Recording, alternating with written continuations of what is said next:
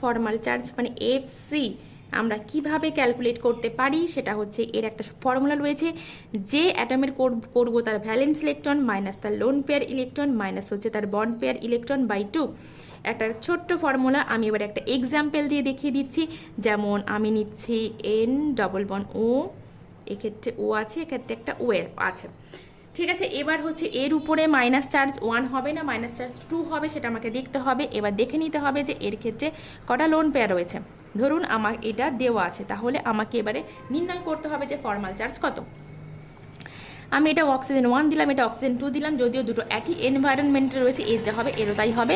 এর ক্ষেত্রে তাহলে আমি ফর্মাল চার্জ নির্ণয় করছি। প্রথমে ভ্যালেন্স ইলেকট্রন 6টা, অক্সিজেনের ভ্যালেন্স ইলেকট্রন 6টাই হয়, লোন পেয়ার রয়েছে 1 2 3 4 5 6 6টা রয়েছে, মাইনাস বন্ড পেয়ার রয়েছে একটা দুটো ইলেকট্রন রয়েছে বাই 2। তাহলে হয়ে যাবে কি 6 6 কেটে যাচ্ছে, তাহলে -1 হয়ে যাচ্ছে, তাহলে এর ফর্মাল চার্জ -1 হবে। এর ক্ষেত্রে